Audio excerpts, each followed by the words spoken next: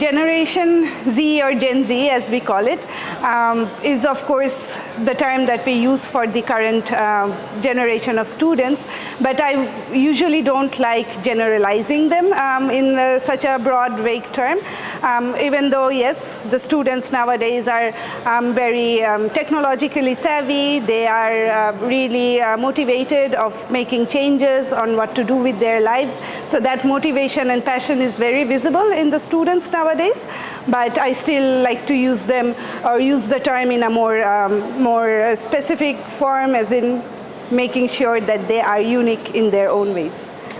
Teaching strategies, as we used to have, traditionally lecture-based classes, I think the students nowadays, they're really moving away from it.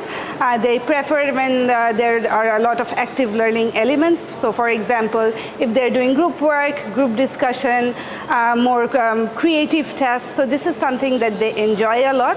And at the end, if you bring in the content, but letting them make it connect with their real life, making it applicable for the real life is something I think that the students really enjoy nowadays. So what I try to do is always give them their own thinking to do. So for example, I will give them a topic, so I let them do their own research rather than telling them this and that. So usually I let them do their own research, let them learn by themselves. And a lot of the classes that I have is really discussion-based. That means I want them to talk and communicate with one another, exchange ideas respectfully, not only within themselves, but also with me. So making sure that the classroom is conversational, it is engaging, it is interactive, is something that works very well with the Gen Z students.